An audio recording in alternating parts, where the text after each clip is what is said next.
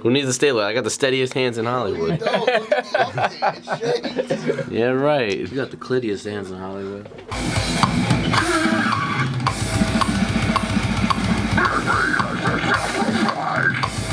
There you go.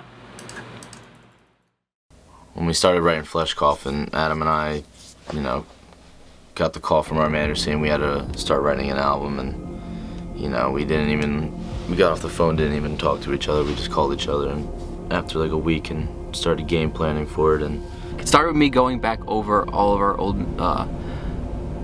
older material and kind of seeing what we liked, what we didn't like, what we could work on, what we could improve, and I think it kind of just stemmed from that process, trying to improve the areas that we feel were kind of weak and to enhance the other areas that we did enjoy about the band and kind of progress that side of it. Structure was way more important this time around because like we saw what it could sound like with the single and we just wanted to enhance what we did on that.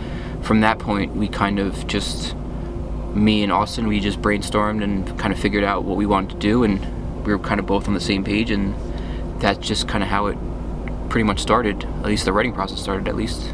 this is our second full length, so, you know, compared to our first one, we learned a lot. And, you know, this album came about because, you know, we felt like this is our time to really prove what we were trying to do on the last album. And, you know, things that we didn't accomplish, we definitely accomplished on this album. Everything from the production to our playing ability to our writing style, you know, everything I think is what we've been striving for. And what was different was we demoed every idea we had so we can just kind of hear everything in context rather than just me rifling off ideas. And we really took a lot of time to pre-pro all these songs. Like we've never done that before, but we pre-pro'd every song so we knew what it would sound like before we went to the studio. This time we kind of just made objective decisions about where parts go in the songs. Do these parts belong in a song? Every song just has like that one or two parts that like you had to repeat. They just have to keep coming back because they're cool. Adam, our guitarist, you know, and we handle a lot of the writing along with Connor and musically, and you know, we all just bounce ideas back and forth. I'd have an idea, Adam had an idea. We were all pretty much on the same page, as, you know, trying to just really come out aggressive, but structurally have everything make sense. I love the environment here. I love the people we're working with. Carson and Grant are great people. The band's coming together awesome and really working together to deliver an awesome record. Just the overall mature decision making was definitely way different about writing, and also we had way more time than we ever had. I think this is the first time that we actually got to go in the studio when we wanted to. Like, we basically got to do whatever we wanted to do. And That's probably the main difference, is having time and being able to demo every idea to hear what we like and what we don't like. We went into stuff with a different mindset, again, because we like different styles of music and we definitely are interested. It's kind of cool to focus your mind on some aspect and like not really pay attention to the other aspect. Maybe other songs have that void. Maybe there's some songs that are a little more technical, a little more aggressive, a little more faster. We tried writing other songs that maybe weren't as technical, maybe a little bit more on the heavier side, a little bit more easier to follow, because it just kind of gets dull writing the same song over and over again. Realistically, I feel like the songs sound a lot more darker or depressed, I suppose you'd say. Like, most people are trying to put that little label on as like a black metal, I guess, feel that we're giving off now. The vision and the mood for this album, you know, it's very dark, it's very, you know, you could feel the emotion, you can really feel the, I don't know what it is, but there's something that has gone on between all of us, you know, personally or whatever, that is just coming out in our music. In the past, it used to be, is this part heavy? Will people like get hyped about this? Or is this technical? If people watch me play it, would this be impressive? Whereas this time around, it was kind of more like, does it kind of invoke an emotion? Does it kind of move me in a direction? Does it create a vibe? Does it create like an ambience, or an ambience rather?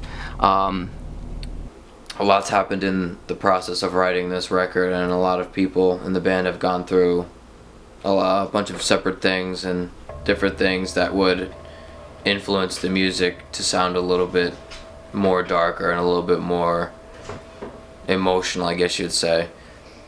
Everything on this album, from our music to Tom's words, I feel like everyone just fed off each other, and it's almost like, you know, things came, the certain people's emotions came out through different instruments, even if they didn't play them, just from their suggestions or, you know, my vibe when they would write a part for me, or, you know, Tom's lyrics. You know, I mean, those are Tom's words, but they mean so much to everyone in the band. I just felt like there was just a darker message that could definitely be relayed this time around. Obviously, the underlying message and underlying question of a lot of people in life is death. It's really the ultimate question, the ultimate equalizer, some would say. Everyone can relate to it because those thoughts have gone through your head when something really bad happened to you or someone else.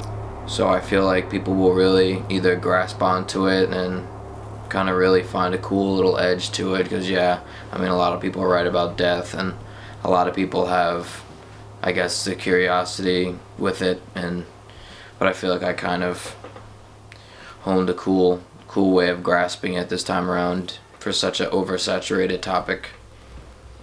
These are things that you cannot ignore, so we chose to write about it. It's an easy topic for everybody to kind of attach themselves to, I guess you'd say, because I feel like more people nowadays have something to be upset about rather than to rejoice about. So I feel like this record will definitely draw in those people.